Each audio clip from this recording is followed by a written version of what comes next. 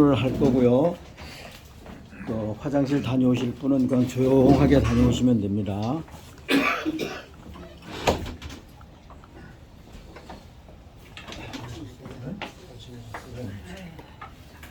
자, 처음에 형태는 전례하고 동일하게, 맥락은 동일하게 앞에 세 사람이 발언한 내용을 중심으로 질문을 해주시고, 질문하실 때는 항상 제가 럼브를 통해서 애국자님들이 또 나라를 걱정하는 국민들이 궁금해라는 부분을 대변한다라는 맥락으로 질문을 해주시길 바랍니다.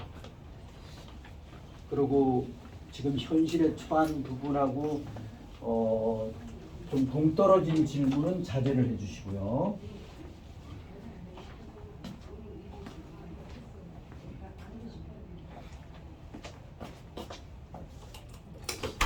소신 발언도 좋으시고 말씀하실 사항 있으면 말씀드려 주십시오.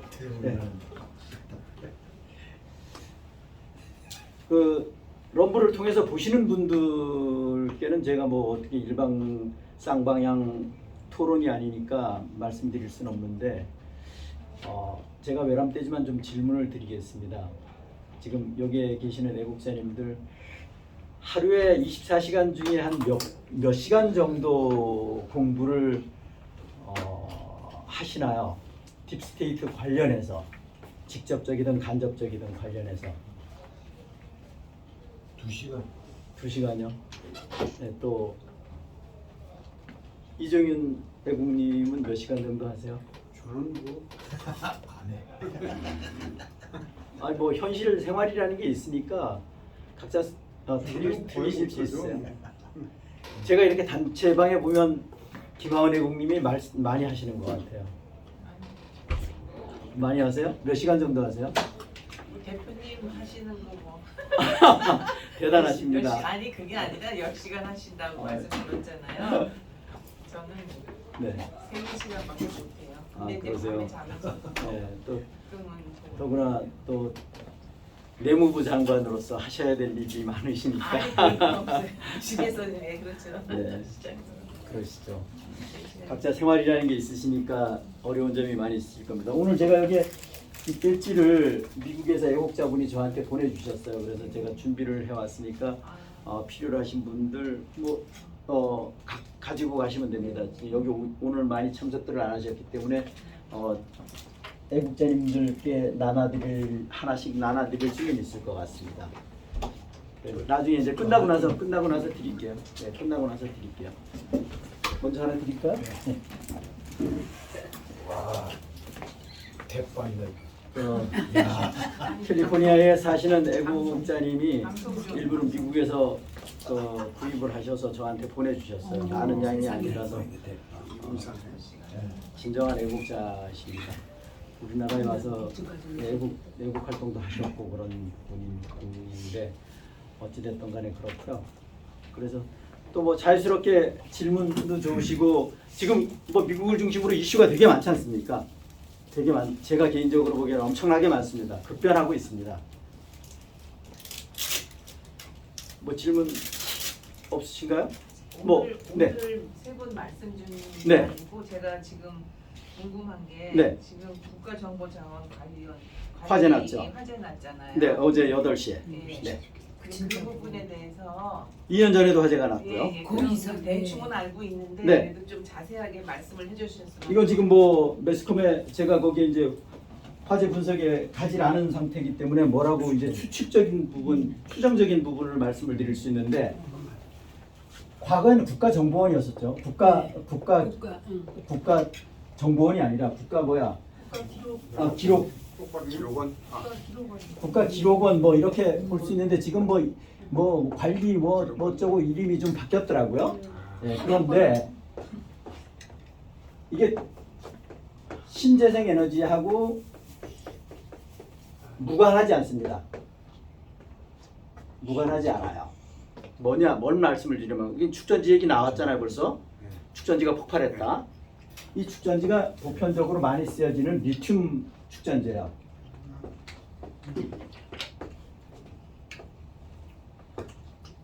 이 축전지가 무보수 축전지라고 해서 이 속된 말로 완전 밀폐형입니다. 그런데 이게 액체라는 거예요. 리퀴드 액체라는 거예요.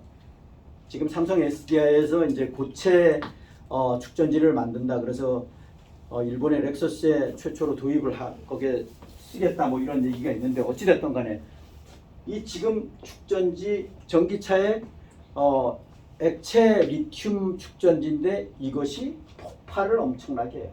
폭발을. 그래서 우리 포럼에서 좀 심하게 표현해서 말씀드렸던 것처럼 그때 이슈가 있었을 때 달리는 폭탄이다 이런 얘기 말씀드렸잖아요. 달리는 폭탄 맞아요. 그럼 이것이 경제성은 있냐? 경제성? 없습니다. 그 경제성을 뭘로 메꾸냐? 우리 애국자님들, 국민들의 세금, 기업들의 세금으로 메꿉니다. 그러고 중간에서 이거에 관련된 놈들이 장난을 치겠죠. 또 이것이 지금 신재생에너지 현주소고 이 리튬 배터리가 일단 신문지상에서 나온 것은 폭발해서 화재가 났다고 그랬고 지금 현재 제 핸드폰도 뭘 서치를 하려고 보니까 접속이 불가능하다 나왔어요. 메시지가 나왔어요. 뭐 핸드폰에 많이 받으셨을까요? 많이 아까 이상이 많이 생기더라고요. 네, 이것이 현주소입니다. 그런데 관공서에 보편적으로 이걸로 전부 다 갑니다. 그럼 이거의 대안이 뭐냐? 제가 개인적으로 보기에는 비상축전지에 관한 부분은 필연적으로 2시간 내에 2시간 정도에 사용할 수 있는 가는데 전혀 유튜브에서 어떤 특정 유튜브에서 UPS Uninterruptible Power Supply라는 거예요. 무정전 전원 장치, 무정전 전원 장치. 이게 UPS예요. 이 UPS의 셀이 리튬 축전지로 되어 있는 겁니다. 그런데 리튬 축전지가 과거에는 납축전지로 되어 있었어요. 납축전지는 주기적으로 유지 보수를 해요. 이거는 무보수 축전지라고 일명 얘기해요. 무보수 배터리 이런 얘기하는데 무보수 배터리가 옛날에는 유보수였었어요. 그래서 반영구적으로 썼었어요. 그런데 지금은 주기적으로 바꿔요. 그러니까 이게 경제성이 근본적으로 안 맞고 폭발성이 위험했고 이것도 전혀 폭발이 안 되는 거는 아니야. 납축전지에 관한 부분, PB죠. 이 납축전지에 관한 부분은 연축전지라고 일명 얘기하는 이거에 관한 부분은 유지보수를 하는데 환기만 잘해주면 폭발은 거의 안 해요. 그런데 이것은 저는 이쪽에 나름 좀 기술적인 걸 깊이 알아요. 그래서 그런 부분이 있다. 그런데 지금 현재 그럼 이거 안정성 측면에서는 경제성 측면에서는 제일 바람직한 건 뭐냐? 납축전지야. 그런데 신재생에너지 이 딥스의 아젠다인 신재생에너지로 이거를 밀어붙이고 이거를 전부 다 국내에다 소멸시켜놨어요. 그래서 2년 전에도 사고가 났다고 그래요. 그런데 2년 전에도 동일한 사고였었는지는 모르겠어요. 그런데 여하튼 그렇다. 그래서 사실은 비상축전지 일명의 여기에 국가기록관에는 데이터 센터라고 봐야죠. 국가에서 운영하는 데이터 센터입니다. 그러니까 상당 부분 국민들하고 관계된 국가 정보하고 관계된 부분을 여기다가 일명의 저장 스토리지 저장하는 곳이 여기서 빼고 집어넣고 하는 곳이다라고 보시면 돼요. 그런데 거기에 이제 외부 정전이 있었을 때 조치하는 응급 대치하는 것이 UPS다 이런 얘기입니다. UPS. 그런데 이 UPS는 일시 그러고 비상 발전기로 대치를 하는 겁니다. 비상 발전기로. 이것이 일시적으로 대치를 하고 그러니까 Uninterruptible Power Supply라고 제가 말씀한 무정전 전원 장치라는 것은 정전 없이 절체하는 겁니다. 정전 없이.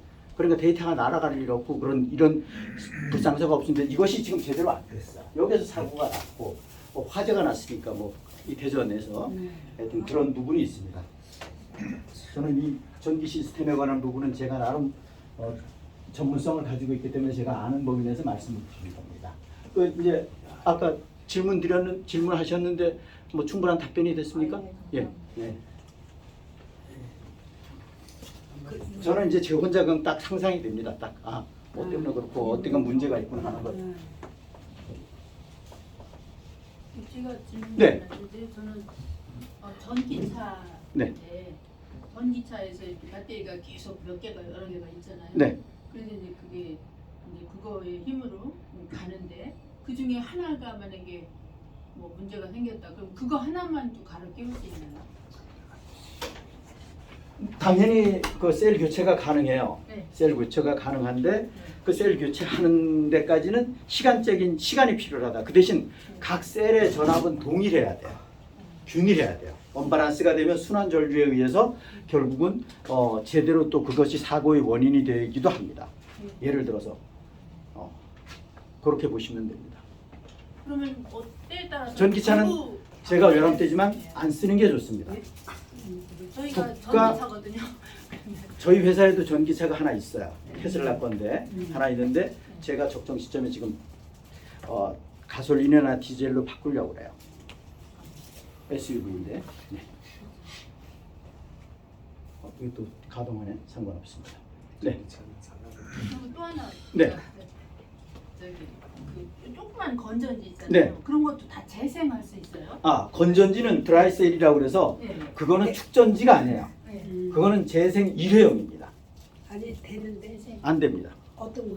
그거는 건전지처럼 생긴 축전지가 있어요. 단지 그런 것뿐이에요. 면도기에 들어가는 거. 예를 들면 뭐 조금만 시계에 들어가는 예. 거 뭐 이런 거. 시계에 들어가는 건 드라이셀 일반 건전지 일회용이에요. 일회용이라기보다 일회용이라고 표현하는 게 맞겠죠. 수명 다하면 끝이에요. 그거는 재생이 안 돼요. 네, 재생이 안 됩니다. 드라이셀하고 축전지하고는 틀립니다. 네.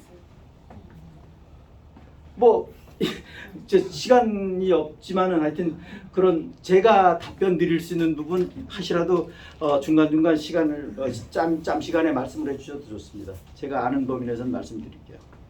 요즘에 금 은값 폭등했죠? 한번 인터넷에 보십시오. 46불까지 갔어요. 네, 46.6불 이렇게 올라갔습니다. 지금 예를 들어서 은 1kg에 제가 인터넷에 검색을 해봤더니 그제 검색을 해봤더니 뭐 370만 원, 뭐 350만 원 이렇게 뭐야? 은이? 예 매수하는 기준이 예 작년만 해도 한 200만 원 180 하지 않았나요? 맞습니다. 몇 제가 몇 개월 전에 고문님께서 지인분을 소개시켜줬을 때 사게 좀 저렴하게 사게 해 주셨다고 그랬을 때가 제가 듣기로는 키로에 180만 원 말씀을 하셨던 것 같습니다. 그러면 작년에 물어봤을 때 제가 그 언젠가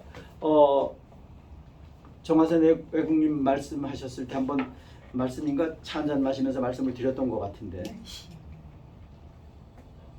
지금 올 연초 기준으로 보면 은도 그렇고 금도 그렇고 50% 이상 올랐습니다. 그리고 예. 지난번에 그 미국의 포트녹스에 네, 포트녹스에. 금이 있다 네. 없다 막 그런 일이 있었잖아요. 예. 그거 있나요 없나요? 그거는 저도 모릅니다. 있을 수도 있고 없을 수도 있고. 그런데 트럼프 대통령이 더 이상 거기에 대해서는 언급을 하지 않았어요. 아니 더 이상. 없지. 왜? 제가 왜 없어요? 아니, 그건 뭐 추측적인 얘기에 관한 부분은 뭐 없는 거를 밝히면 미국이 수치가 되잖아. 그러니까 안 하고 있는 거. 그 이제 그거에 관한 부분은 제가 보건대는 여하튼 큰 틀에서 추측인데 알 수는 없지만 추측인데 아까 최재훈 연설자님도 말씀을 하셨지만 저도 개인적으로 원래 공식적으로는 8,133톤 이렇게 있어요. 그 자체만 해도 공식적인 데이터에 의하면 전 세계적으로 제일 많아요. 그러니까 이 순위가 그거 절반 이하예요. 예를 들어서 중공 뭐 예를 들어서 공식적으로 2,700톤, 러시아 뭐 2,200~300톤 뭐 이런 정도니까 그리고 이탈리아가 좀 많죠. 이탈리아가 두 번째인가 그러고 독일이 세 번째인가 그러고 뭐 그렇게 되는데 하여튼 뭐 그건 중요하지 않고 그런데 이제 바티칸에서 여기저기 이제 딥스들에 숨겨놨던 거를 그거는 포함이 안 된 거죠. 엄청나게 많을 것이다. 그러니까 본위제가 되면 제일 강국은 결국은 은이 많아야 된다. 그런데 대한민국은 있는지 없는지도 알 수는 없지만 런던에 104.4톤밖에 없다.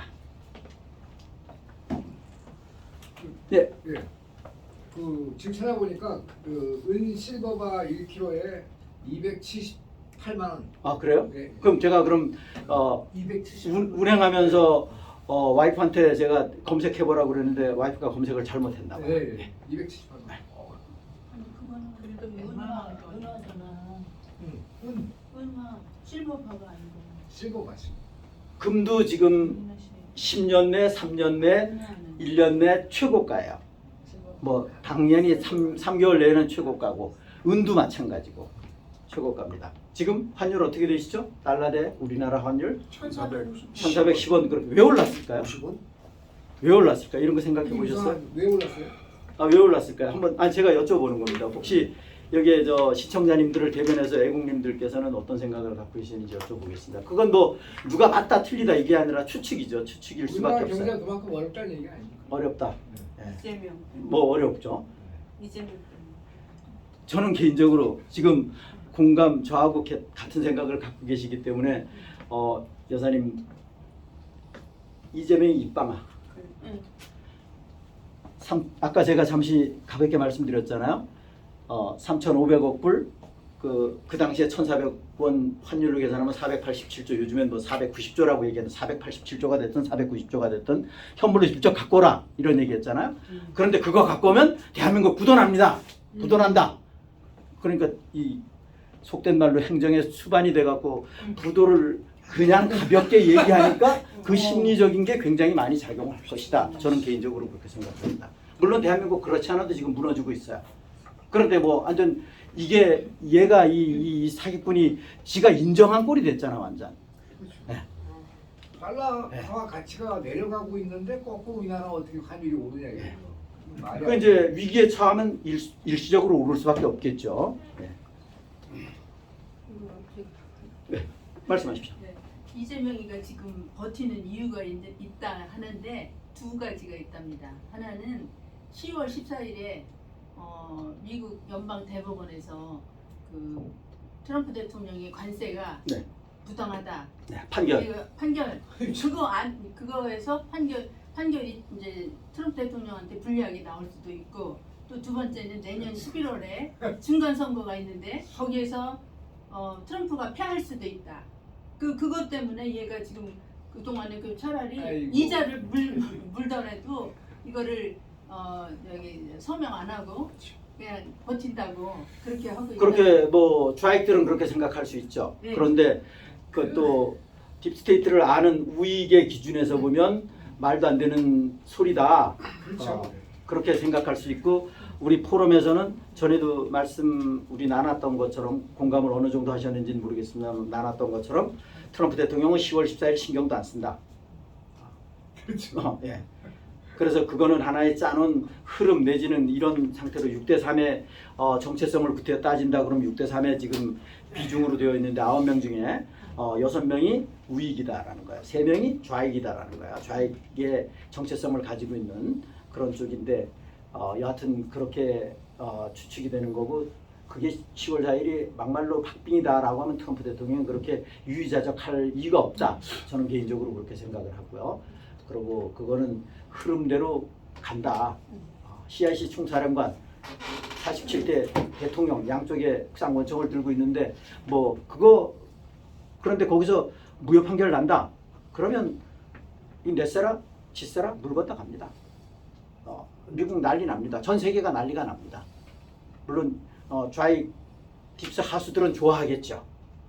저는 개인적으로 그렇게 생각을 하고 있습니다. 근데 전에 네. 트럼프 대통령이 그 에이미 대법관이라고 여자 대법관 우익이라고 생각하고 네. 이렇게 임명했었잖아요. 네. 근데 나중에 하는 거 보니까 완전 딥스였잖아요. 그렇죠.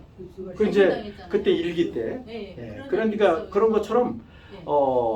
지금은 트럼프 대통령이 일기 때 나름대로 본인이 어떻게 생각하셨는지는 모르지만 본인이 생각한 것 외에 뭐 존 볼튼도 정말로 완전 저쪽인 줄 그리고 그 국무장관도 완전 저쪽인 줄을 또 부통령도 알면서도 그럴 수도 있지만 그런 정도는 몰랐었을 수도 있다라는 거. 뒤통수도 많이 맞았잖아. 일기 때 타산 지적으로 삼고 제가 보기에는 2기 때는 완벽하게 준비를 해서 가는 것 같아요. 완벽하게. 그게 네, 말씀하십시오. 지금 뭐 미국은 계엄령이라고 제가 말씀드렸는데 대법관들이 미치지 않고서야 그 반대를 할 수가 있겠습니까? 그렇죠. 말도 안 되는 얘기고. 그다음에 지축죠. 예. 그리고 제가 아까 말씀 안 드린 게 하나 있어가지고 네. 미국 정부가 셧다운 임박을 했다고 하는데 셧다운이 미국의 민주당은 아예 셧다운을 하려고 해요. 거꾸로 공화당은 안 하려고 하고 민주당은 셧다운을 하려고 합니다. 그런 상황인데 이게 셧다운이 안 되고 정상적으로 가면 척 슈머 같은 민주당의 그 좌파 프로젝트한테 한 푼이라도 돈이 가니까 차라리 셧다운이 되는 게 낫다 이런 얘기를 하는 사람이 있고요. 그 다음에 다크 10이라는 게 있지 않습니까? 어둠의 10일 이벤트가 발생하고 어둠의 10일 동안 도대체 뭐 하는 거냐? 그게 지구상의 이벤트가 발생한 후에 10일 후에 10일간 이 바로 ISO 2002 규정 그리고 금속 배킹하는 거 그다음에 QFS 강제 시행을 한다는 거 그때 한대요. 그럼 그거를 언제 하느냐? 다크 10을 그럼 언제 합니까? 라고 물어보니까 그게 큐드랍입니다. 282에 나오는데 셧다운이야. 그러니까 가버먼트가 셧다운되면 이게 이루어지는 거예요. 그러니까 아까 코미가 기소된 게 이게 하나의 시그널이라는 거예요. GCR의 시그널이라고 합니다. 이런 얘기가 있어서 말씀드립니다. 말씀해 주셨고요. 네. 지금 미국의 경제 성장률이 우리나라 엄청나게 나쁘다 뭐 이런 얘기 많이 하지 않습니까? 경제 성장률 얼마입니까? 3.8. 미국의 3.8%입니다. 미국 정도의 경제 규모에서 3.8이라 그러면 대단히 높은 거거든요. 우리나라는 1도 안 되는데. 경제 성장률 관세 받아서 그러나 가짜 아니에요? 아니야. 내가 볼 땐 가짜가. 실물 경제의 반영물이 이제 결국은 주가인데 미국은 미국의 부채 지금 제가 수치는 정확치는 않는데 5경 2천조의 한 절반 정도가 관세 수입으로 지금 들어온다 이렇게 이야기를 하거든요. 그러니까 이게 부채 해결에 그리고 스테이블 코인 이걸로 이렇게 지금 스테이블 코인 한번 거래량을 보십시오. 지금 여러 코인 중에 스테이블 코인이 거래량이 제일 높습니다. 거래량이 제일 높아요. 2순위가 스테이블 코인의 절반도 안 돼요. 절반 정도밖에 안 돼요. 스테이블 코인은 계속 늘어날 거예요. 적정 시점까지. 그래서 아까 바젤 3, ISO 2002 이거에 관한 뭐 개념에 관한 부분은 각자 또 의문사항이 있으면 또 나름대로 공부해 보시도록 하시고 요즘엔 AI 좋지 않습니까? AI에 이 검색 엔진이 이제 제가 보건대는 다 죽습니다. 한시적으로. 그런데 AI도 조심해야 되는 거에 AI를 컨트롤하고 있는 것이 지금 현재는 딥스들입니다. 이거 생각 잘 하셔야 돼요. 그러니까 우리가 이런 거 그러니까 딥스를 알고 어느 시점까지 이거를 활용을 하느냐가 관건이야. 맹신하면 안 된다라는 거예요. 셧다운에 대해서요. 정부가 멈췄다는 거잖아요. 그러면 예산이 없기 때문에 멈추는 건가요? 예산이 국가 예산을. 글쎄 지금 그거는 최세훈 연설자님이 답변을 해주셔야 될 것 예, 예. 같은데요. 부채 한도를 증액을 해야 네. 이게 되는데 네. 증액이 자금 지원을 해야 증액이 되는데 자금 지원이 안 되니까 셧다운 되는 건데 사실은 아메리칸 코퍼레이션을 없애야 될 거 아니야. 언젠가는 셧다운 돼야지. 한 번은 그렇게 되는 겁니다. 아니 그러니까 정부가 언젠가는 멈추고 이제 리퍼블릭으로 바뀌어야 되는데 그렇지. 그 전에 네. 미 되면은 리퍼블릭으로 되기 전에 네. 셧다운이 되면은 아. 미국이 멈추는 거 아니에요. 네, 들어가는 거 아니에요. 멈추는 거지. 멈추죠. 멈춰도 필수 일은 할 수 있고 네. 정부가 멈춰도 필수적인 뭐 사회 보장이라든지 이런 건 되고 네. 되는데 일단 멈춘다는 얘기지. 정부가 셧다운 돼야지. 그러니까 지금 정부의 구성원들이 다 딥스로 가득 차 있는데 걔네들 없애야 될 거 아니에요. 그러니까 아까 대량 해고 얘기 나왔잖아요. 예? 마찬가지로 공화국으로 가기 위해서는 셧다운이라는 과정을 거쳐야 된다 이거고 이 셧다운이 바로 10days란 말이에요. 다크 10days라고 얘기해서.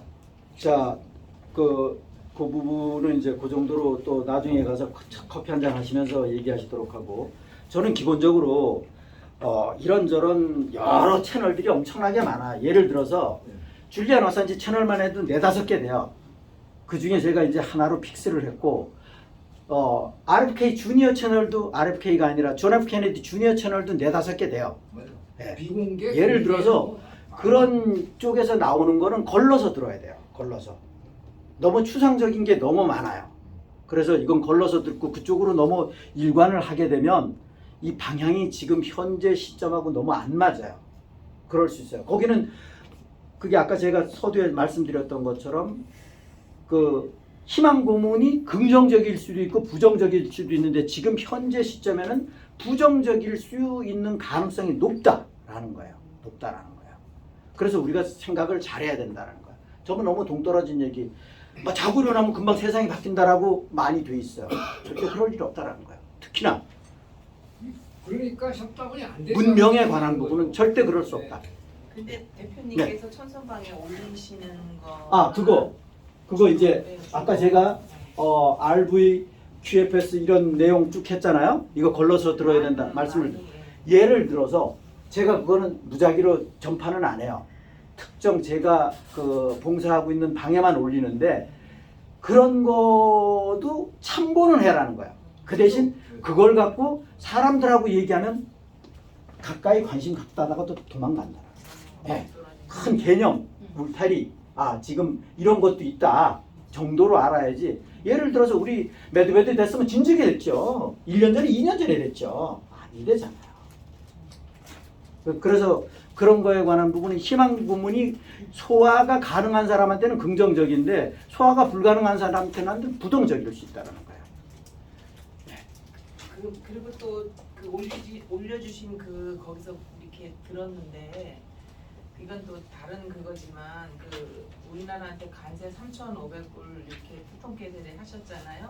이재명이는 지금 안 하고 있잖아요. 네. 근데 특통께서 그 우리나라 이거를 다 알고 있는데 김대중이가 갖고 있는 그게 엄청난 그 돈이라. 그게 이제 8260 KLO 채널에서 그분이 네. 얘기하셨어요. 네. 예, 그거는 저도 100% 믿지는 100%인지 아닌지 뭐 나중에 밝혀지겠죠. 그런데 상당히 근거가 그러니까 가능성 있다. 그건 각자의 몫이에요. 네. 저는 충분히 가능성 있는 이야기다라고 저는 개인적으로 생각을 해요.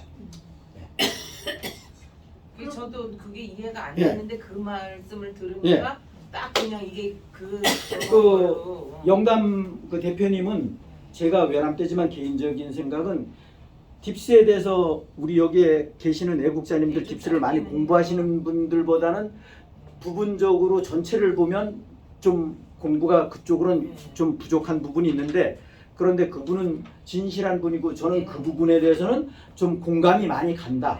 저는 개인적으로 그렇게 생각합니다. 그럼 그 돈을 김대중이 그 비자금 그 돈을 미국이 바로 가져갈 수도 있다는 거. 트럼프 대통령이 그걸 알고 이야기하셨다라는 게 핵심 그쪽의 요지입니다. 그런데 제가 보기에는 트럼프 대통령은 또 그거를 배제한다 그러면, 트럼프 대통령은 큰 틀에서 보면 대한민국 국민들 깨어나지 않는데, 이재명이 결국은 이재명이를 세운 것도 대한민국 국민들 수준 아니냐. 아니 그건 아닌데. 그렇죠. 결국은 수준이에요. 예. 종합적으로 보면 수준이에요. 그렇죠. 부정선거를 예. 당해서 부정선거 그만큼 못 못 막았으니까. 막았으니까. 예를 들어서 바닥까지 완전 추락해야만이 정신 차릴 것 같다. 그래서 저는 요건 여기에서도 이 녹화가 되고 있으니까 좀 그러긴 한데, 저는 10월 30날, 31일날, 11월 1일날 트럼프 대통령님이 한국에 오시는데 그게 어떤 분기점이 될 것 같다. 저는 개인적으로 그렇게 생각합니다. 그분이 과연 어떤 얘기를 하느냐, 굉장히 중요하다. 그런 생각이 들어요. 1기 때 오셨잖아요. 김정은이 만났잖아요. 국회에서 연설을 하셨잖아요. 그런데 이번에 2기 때 지금 오신단 말이야. 아주 중차대한 시기에. 기대가 됩니다. 재밌는 일이 일어날 것이라고 얘기해요. 예. 그래서 우리 국민들의 스탠스가 굉장히 중요하다. 예. 거기다가 윤석열이 사진 들고 있으면 이것도 미국에 초치는 거야. 개판적으로. 투자하는 금액이 너무 커. 얼마야? 4천억 달러? 지금 3,500억 달러 플러스 기업 1,500억 달러. 그러니까 뭐 5천억 달러라고 해도 그 1조 달러의 반이지 않습니까? 그러면 그 엄청난 금액이잖아요. 네. 그거를 어떻게 우리나라 경제에서 예? 투자를 합니까? 아니 그거 예. 어, 어디서 돈이 나서? 우리나라가 합의했어요. 그러니까 합의한 거를 지금 예. 속된 말로 합의를 해놔놓고 쌩 까는 거예요. 속된 말로 오리발 내미는 거예요. 근데 이게 지금 그 정확한 뉴스는 아닙니다만은 제가 보는 인텔에서 얘기해 주는 게 이 향후 게세라를 대비해서 500조 달러를 전 세계 각국에 풀고 있다고 합니다. 그러면 그 중에 20%를 미국에 투자해야 돼요. 투자하는 건데 우리 거지 미국 게 아니라. 그렇게 되면 우리가 한 2조 달러를 받았다고 생각을 해봅시다. 그럼 20%면 4천억 달러잖아요. 지금 그게- 그 부분에 대해서는 예. 나중에 이제 차 한잔 예. 드시면서 하고 예. 제가 보건대는 그것 또한 예. 저는 첩보로 분류하는 사람이에요. 물론 그런 예. 측면이 있습니다. 그래서 첩보를 너무 너무 크기 첩보 때문에. 쪽으로 모든 걸 포커스를 맞춰가면 예. 이 부작용이 있을 수 있어요. 특히나 모르는 분들은 부작용이 있을 수 말이 있어요. 안 되는 얘기잖아요. 그 어떻게 그렇게 아까 많은 제가 돈을 투자하라고. 늘상 말씀드립니다만 절대 어느 날 부채가 탕감이 되고 어느 날 몇백억이 우리한테 들어오고 의미 없어요. 왜냐? 100원짜리 사과가 10,000원이 됩니다. 10,000원이 돼요. 수요와 공급, 생산이 있어야지 될 거 아닙니까? 돈 먹고 살아요? 돈 먹고 사는 게 아니에요. 그거 착각하시면 안 돼요. 모든 건 누군가가는 생산돼야 돼요. 물론 승천해서 천국이 왔다. 그럼 일 안 하고 논다. 그럴 수는 있겠죠. 그렇지만 제가 보건대는 지구상에선 그런 일은 없다. 그 2조 달러 만약에 받았다고 하면요. 그 받은 것은 이재명이가 못 건드린다는 거예요. 아니 그러니까 당연히 그거는 중요한 게 아니다라는 거예요. 모든 거는 그러니까 우리가 금덩어리를 먹고 살 수 없다라는 거. 금덩어리 먹으면 죽어요. 네, 예를 들면 그렇습니다. 그래서 그렇게 보시면 되고. 그리고 아까 그 관련 화제에 대해서 지금 말씀해 네. 주셨는데 제가 지금 계속 그거 하는 게 이게 말하자면 저 이제 개인적으로 우체국에 뭐돈 째rum이 있는데 네. 그게 이제 지금 그걸로 인해서 그 이제 셧다운 이제 좀 이렇게 이용을 못 한다 이랬는데 지금 이 핸드폰도 지금 그런 상황이잖아요. 근데 이놈들이 주권을 지금 다 갖고 있고 신재생 에너지를 지금 하고 있다고 말씀하셨잖아요. 근데 이거를 뭘 더 또 그냥 국민들을 이렇게 또 속이려고 더 그러는 건 알겠는데 그 직접적인 게 뭔지 그게 또 궁금한 거예요. 그건 나중에 말씀해 주실래요? 지금 그 국가기록원에 관한 화재에 관한 부분은 그 화재 원인 자체가 제가 어딘가에 봤는데 배터리가 폭발해서 사고가 난 걸로 이렇게 돼 있어요. 그런데 그 배터리가 100%는 아니지만 99% 리튬 축전지일 것이다. 최근에 신재생 에너지에 관련 부분이다. 그래서 그래서 저런데 이런 트렌드에서 가면 안 된다라는 거예요. 절대 안정성 있는 그렇죠. UPS 배터리가 돼야 된다. 그 UPS 배터리가 납축전지다라는 거예요. 재래식. 국가기록원에 불났어요. 어저께 아니 어저께 이거 다 떴어요. 지금 난리가 났어요. 핸드폰에 뭐 전부 다 뭐 언제 중단 이런 거 많이 떴을 거예요. 그러면 그거 일부러 한 거 아닌가? 알 수 없죠. 글쎄, 그런데 이제 공익성 일단은 같아요. 공식적으로는 납축전지 UPS 축전지에서 사고 났다라고 얘기는 돼 있어요. 얘기하는데. 공식적으로는 그렇지만 이제 알 수는 없죠. 그래서 우리가 그건 조사를 해봐야만이 알 수 있는 아유, 거예요. 그 고의적인 거. 충분히 그런 거 그 2년 전에도 사고가 났대요. 네, 그러니까. 뉴스에 보니까 교체하다가 터졌대요. 교체하다가 그래갖고 그래서 스파크 튀어나온 네. 지 그래, 고의로 할 수도 있어. 그럴 수 있겠어요. 그러니까요. 하도 그냥 나라. 또 자주 일어나는 거는 또 말씀하실 사항 많이 뭐 궁금한 내용 내지는 소신 발언하실 사항들 없으신가요? 제가 목사님께 한번 예, 목사님 답변해 주시죠. 목사님이 여러 군데서 이렇게 이제 초대를 받으신다고 하셨잖아요. 그러면 거기에서 목사님에게 말씀해 주시기를 원하는 내용이 뭘까요? 어떤 거를 말씀해 달라고 초대를 받으시나요? 깁스에 대한 거를 알고 싶어 해요. 그런 사람은 아는 사람이지 뭐 그렇지 않으면 내일도 이제 내일 교회로 가거든요. 예. 내일도 교회 가는데 예. 딥스에 대한 얘기 할 거예요. 딥스 얘기 안 하면 저안 가요. 그럼 거기다가 근데 뭐 여자 예, 제가 가면은 딥스 딴 얘기합니다 데도 이렇게 말씀하세요. 올라갈 때못 알았어요. 딴 사람하고 같이 올라. 딥스테이트 얘기밖에 안 할게요. 그러면 받아들이시고 받아들이고. 거기서 많이 관심 있는 저기 뭐야 목사님 그런데 많이 가시면 좋겠네요. 네? 데 가야지. 우리는 가야지. 국민들이 자, 그리고 이 시청자분들을 포함해서 애국님들이 해당되는 케이스가 있을 수도 있어서 말씀을 드리는데 H1B 비자 지금 이슈잖아요. 그 H1B 비자에 관한 부분 자체가 대략 그 우리 돈으로 따지면 100배 인상을 해서 1억 4천 정도, 그리고 그 72% 정도가 중공 애들, 또 나머지가 21% 인도 애들 어쩌고, 그리고 나머지 쪽 이렇게 돼 있는데, 그게 이제 일명 전문직 비자라고 이야기를 하죠. 그래서 트럼프 대통령이 왜 갑자기 저런 걸 했을까? 그러니까 큰 치사라 넷사라를 가기 위한 어떤 포석의 일환으로 지금 하는 조치 아닌가. 그리고 참고로 아직까지는 확인은 안 됐는데 제가 여러 채널에서 확인을 했습니다만, 그렇다고 100% 신뢰할 수는 100%라고 할 수는 없지만,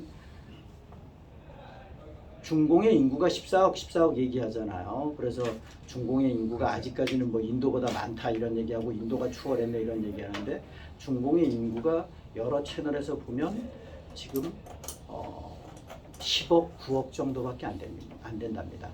그러니까 이론적으로 보면 4억 이상이 없어졌다라는 거예요. 그래서 우한 폐렴 백신 때 제일 많이 죽은 것 같고, 그리고 지금 현재 우리 대기를 보면 올 최근 1년만 해도 1년 됐나요? 최근 1년만 해도 대기가 깨끗하잖아요. 미세먼지 이런 거 스모그 하나도 없잖아요. 그 얘기는 뭐냐? 전번에도 말씀드렸던 것 같은데, 중공 기준에서 동해 쪽으로 공해 공장 자체가 지금 가동을 샷다운 됐다라는 거예요. 그 얘기는 뭐냐? 중공 경제가 지금 몹시 안 좋다 이렇게 추측할 수 있어요. 그래서 중공 경제가 좋은지 안 좋은지 매스컴 신뢰 안 가니까 보려고 그러면 대기를 보면 됩니다. 대기를 보면 됩니다. 어떤 분은 이거를 우리나라 대기가 안 좋은 것이 캠트레일을 뿌려서 안 좋다 이런 얘기하는데 그거 아닙니다. 그거 말도 안 되는 얘기입니다. 말도 안 되는 얘기예요. 전에 막 진짜 뿌렸잖아. 그래서 중공의 애들은 지금 보편적으로 이 봉급생활자들의 연봉 자체가 대략 월봉 자체가 월봉이나 12개 곱하면 13개 곱하면 되는 거니까 대략 한 우리나라 돈으로 한 80만 원에서 한 150만 원 그 사이인 것 같아요. 우리나라 돈. 그러니까 걔들은 그리고 또 완전 노동 강도가 엄청나게 강하대요. 최소한 기본적으로 12시간 이상 일을 시킨다고. 그리고 또 봉급을 제대로 일을 시키고 봉급을 잘 안 주나 봐요. 악덕 기업이죠, 우리나라로 말하면. 그래서 걔들이 바깥으로 많이 나가려고 그러는 거가 강한 것 같아요. 그들 민노총 없나 봐요. 사회주의 국가니까. 걔들 기업은 일정 규모 이상은 전부 다 공산당 기업이에요. 공산당 기업이에요. 공산당 기업이라고 보시죠. 대한민국 그런데 보통 문제가 아니라 대한민국은 지금 망하고 있어요. 지금 아직까지 부도가 안 나는 게 신통할 정도예요. 그런데 아직까지 부도가 안 나는 것은 기업들이 지금 떠받치고 있어요. 그런데 기업들이 떠받치는 것 자체가 이제는 한계에 왔다. 저는 개인적으로 그렇게 생각을 합니다. 지금 대한민국, 제가 늘상 말씀드린다면 이 공개적으로 채널에서 말씀을 드려도 되는데, 절대 우리나라 부동산 오를 일 없다고 제가 말씀드리잖아요. 네, 맞아요. 지금 부동산 오른다고 하는 건 전부 다 사기다라는 거예요. 사기. 그 국민들한테 떠넘기기 위해서 그 짓 하는 거라는 거예요. 절대 거기에 속으면 안 됩니다. 부동산이 왜 오를 수 없냐면 전문성을 떠나서 우리가 수출이 안 되는데 어떻게 부동산이 오릅니까? 그리고 관세 무역 협정에 사인했었으면 8월 7일부터 우리는 관세를 15% 부과받았어요. 그런데 지금 사인 안 했기 때문에 25%를 부과받는 겁니다. 그러니까 수출이 안 되는 거예요. 될 수 없어요. 아, 경쟁국에 예를 들어서 일본이 15% 부과받는데 우리 25% 부과받는데 우리 되겠어요? 게임이 안 돼요. 1%만 차이가 나도 게임이 안 되는 거예요. 100전 100패 1%만 차이가 나도. 우리 디스라도 뭘 이게 지금 보통 문제가 아니에요. 그런데 국민들은 그런데 관심이 없으니까 내가 지금 하루 밥 새끼 아직까지는 뭐 문제 없으니까 문제가 없다라고 생각을 해요. 문제 없는 게 아닙니다. 아이고. 대한민국 제가 그래서 우리 애국자분들 예, 외람 때입니다만 수박우익들은 제외입니다. 애국자분들은 살아남으셔야 되니까 좋은 세상이 올 때까지 살아남으셔야 되니까 애국자님들은 쉽지는 않지만 동산의 비중이 높아야 돼요. 동산의 비중이 우리나라 개인적인 차이가 있을 수 있습니다만 자산의 비중 자체가 부동산이 80% 전후예요. 동산이 20% 전후예요. 많은 사람은 90대 10일 수도 있고 그런데 부동산 늘상 말씀드립니다만 100원에 샀는데 50원에 팔기 쉽지 않죠. 본전 생각나잖아요. 그리고 그 부동산 또 대출 받아갖고 샀는데 그동안에 이자 엄청나게 냈는데 100원에 사갖고 50원에 판다 그러면 결국은 30원에 파는 거가 되는 거예요. 쉽지 않은 거예요. 이 쉽지 않은 거예요. 못 파는 거예요. 못 팔지. 그 위기 상황에서는 전쟁이 났을 때는 세월이 하수장하면 동산의 비중이 높아야 돼요. 그런데 그 동산의 비중이 아까 1410원 된 달러를 사느냐. 어떤 유튜브들은 달러 사라고 이런 소리 하더라고요. 그래서 아, 저 사람 생각하고 뭐 그건 그 사람의 생각이니까 나는 생각이 틀리다. 저는 그래서 외람되지만 이건 뭐 제 개인적인 생각입니다. 동산이라고 그러면 현금, 달러 포함해서 원화 포함해서 주식, 코인, 귀금속. 저는 귀금속이 제일 안정성이 있다. 뭘로? 현실이 지금까지 10년 내, 3년 내, 1년 내, 3개월 내 그래프가 인정을 해주잖아요. 우상향, 그것도 몇 도로? 30도 전후로 우상향을 해왔다라는 거예요. 현실이잖아요. 그죠? 맞습니다. 네, 현실이잖아요. 제가 외람되지만 말씀드리죠. 저 얼마 뭐 저는 가난하니까 아니 제가 2년 반 전에 왜 웃으니까 사실인데 저 하루 두 끼밖에 못 먹어요. 저 새끼 먹어요. 하루 두 끼밖에 못 먹는데 2년 반 전에 제가 두끼는 금 골드바 100g짜리를 기억이 자세히 안 나는데 96만 원인가 76만 원인가 샀던 것 같아요. 96만 원이었던 것 같아요. 그리고 실버바를 1kg를 96만 원인가 샀던 것 같고 골드바를 100g짜리를 76만 원인가 샀던 것 같아요. 그러면 제가 그때 너무 일찍 샀다. 제가 이게 너무 지금 아까 얘기하신 것처럼 막말로 인포메이션을 인텔로 저는 생각을 하고 너무 빨리 갔다 나는 거야. 빨리 갈 필요 없는데 1년 후에 갔어야 되는데 1년 반 전에 샀어야 되는데 2년 반 전에 샀단 말이야. 그래 그게 아쉽긴 한데 뭐 손해 안 봤으니까. 그 1년 반 만에 2배, 3배 오를 수 있는데 2년 반 만에 2배, 3배 올랐다는 거지. 그러니까 그게 뭐 좀 아쉽긴 한데 그건 어쩔 수 없는 거고 그건 뭐 제가 멍청해서 그런 거고 너무 앞서가는 것도 문제긴 문제예요. 100g짜리 몇 개 사셨어요? 아이 이거 좀 100g짜리 하나도 못 샀어요. 무제시네. 여하튼 예 그렇게 인텔로 알려주세요. 그렇게 이건 참고하시라는 의미예요. 참고하시라. 이 세상이 하수상할 때는 동산의 비중이 높아야 된다. 동산이라고 그러는 것은 바로 필요로 하면 현금화할 수 있는 가잖아요. 그런데 주식은 상승률이 얼마나 되느냐.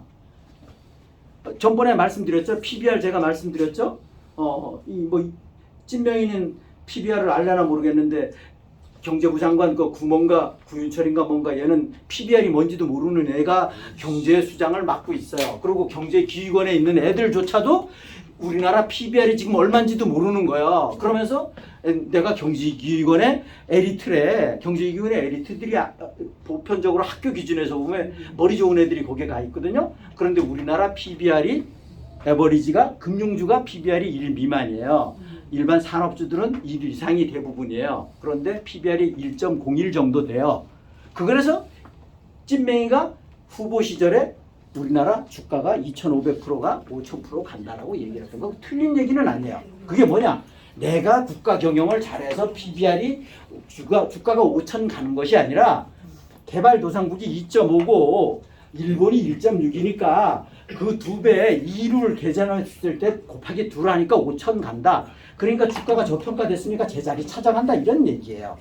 그게 그런데 이번에 레리 핑크 블랙락의 레리 핑크 만났잖아. 레리 핑크 보고 우리나라 주식 좀 올려주시오 이 얘기입니다.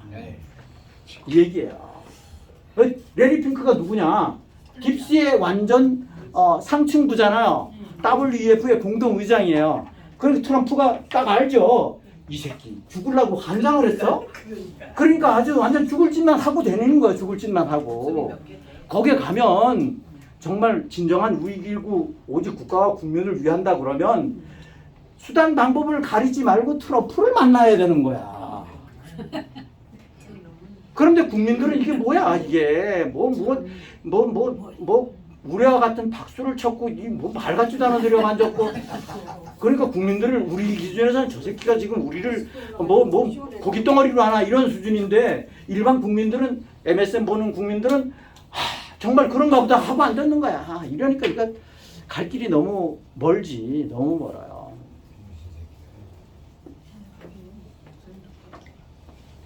또 뭐 질문사항.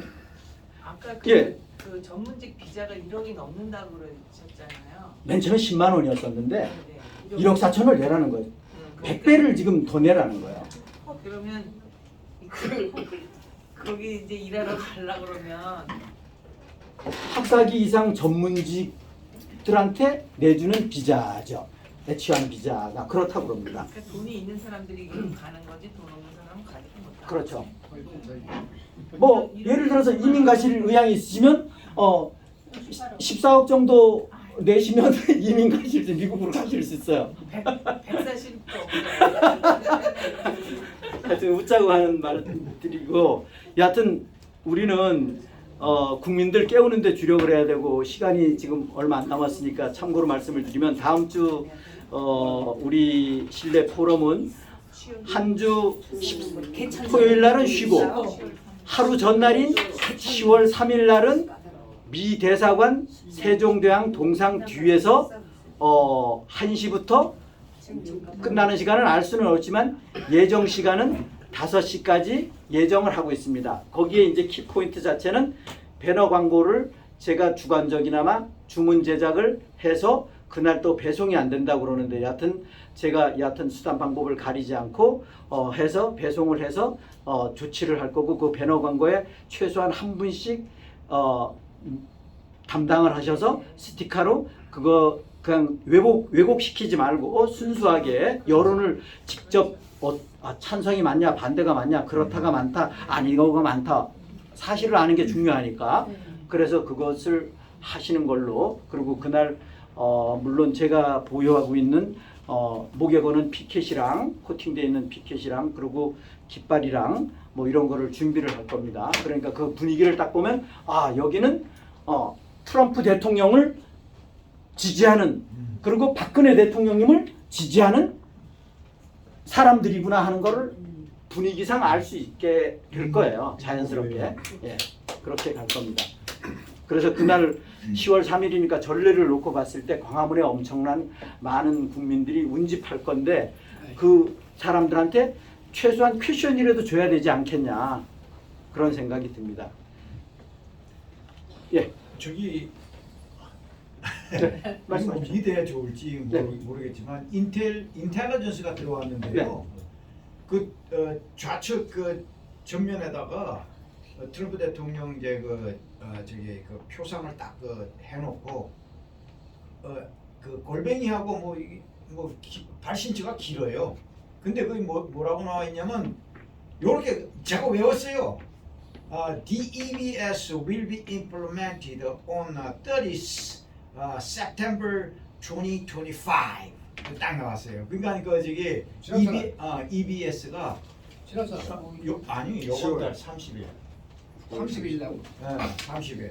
그렇게 그건 해야 돼. 30일 실시됩니다고 못을 확 박았더라고요. 화요일에 제가 보기에는 아까도 말씀드렸던 것처럼 외람 때입니다만 제 생각에는 그건 계속 있는데 그- 10월 14일도 있어요. 그런 여러 채널에서 많은 내용이 나오니까 그런 거에 너무 현혹되지 마십시오. 현실을 지금은 현실이 중심이 돼야 된다. 그런 거는 참고적인 이야기로 들어야 된다.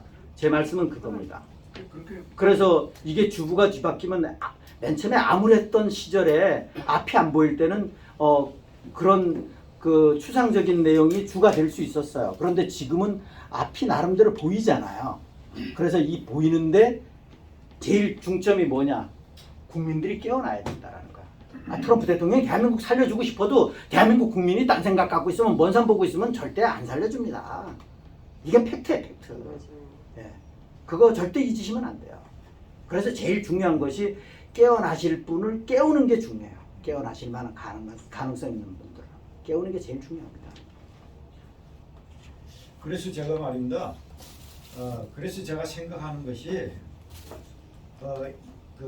일파만파라는 그 말이 있는데 그 돌 하나 던져서 만 개의 파급 효과가 생긴다 그러면 그 만 개의 파급 효과가 지금 현실인데 그럼 그 만 개의 파급 효과를 한 개의 돌로 다시 귀속시키는 방법이 뭐 있겠는가 생각을 해보니까 EBS인 것 같더라고요. 아니 그러니까 EBS 전부 다 원해요. 그 추상적인 얘기는. 네, 그거는 제가 보기에는 제가 이 말씀 참고로 드리겠습니다. 대한민국에 EBS 계엄이 온다. 제가 말씀드리잖아요. 이 다른 채널에서 어디서도 얘기 듣지도 못하는 얘기인데 우린 전부 다 공감하잖아요. GHQ라고요. GHQ가 될 수밖에 없는 배경을 제가 말씀드렸잖아요. 이게 굉장히 중요한 얘기입니다. 사실은 이거를 안다라는 건 굉장히 중요해요. 이건 전체 틀을 알아야만이 볼 수 있는 부분인데 GHQ가 되려고 그러면 예를 들어서 계엄이 되려고 그러면 좀 관심 있는 분들은 분위기를 알아요. 이 군이 지금 어떻게 움직여지고 있구나. 분위기를 알게 된다니까요. 어느 날 갑자기 하늘에서 군이 수십만이 떨어지나요? 아니에요. 절대 그렇지 않습니다. 그 GHQ에 대해서 네. 새로 오신 분도 있고 방송도 그렇고 다시 한번 예. GHQ에 관한 부분은 글로벌 그리고 MHQ는 미리탈리 국내 뭐 이런 개념으로 분류를 하시면 될 거고 이렇게 보시면 됩니다. EBS가 연성이 됐던 경성이 됐던 EBS가 실시되는 곳에 군이 투입이 되는데 군이 주도하는데 그 군이 정체성이 우익이라야 된다는 거예요. Y의 쪽이라야 된다는 거예요. 블랙햇이 아니라는 거예요. 그 얘기는 그럼 어떻게 구분을 하느냐? 대한민국은 헌법상의 민주주의 국가 맞아요. 그런데 현실은 민주주의 체제라고 볼 수 있습니까? 그러니까 군은 어느 쪽으로 움직이겠어요? 지금 스탠스 자체가 해외 외교 자체가 전부 다 완전 좌쪽으로 넘어가 있잖아요. 그러니까 군은 쓸모가 없는 거예요. 오히려 저해라는 거예요. 그럼 대한민국을 정리하기 위해서 딥스를 소탕하기 위해서 그러면 지금 현재 좌경화되어 있는 좌측으로 기울어져 있는 군을 이용을 하겠어요? 우측으로 기울어져 있는 군을 운영을 해야 될 거 아니에요. 그것이 GHQ 외부 군인이라는 거예요. 글로벌 군인이라는 거예요. 그래서 우리 늘상 말씀드렸습니다만 우리나라에는 우주군이 와 있다. 어떤 채널에서도 뭐 우주군 뭐 들락날락 하니까 뭐 4만 명이라고 얘기했다 이런 얘기를 누가 하더라고요. 우리는 알잖아요. 제가 간접적인 증거까지도 말씀을 드렸잖아요. 우리 국내에 지금 우주군이 와 있다라는 거를 이야기하는 단체는 우리밖에 없어요. 우리밖에 없어요. 예를 들어서 그 우주군이 막말로 1월 20일 전까지 트럼프 대통령 왼팔에 우주군, 오른팔에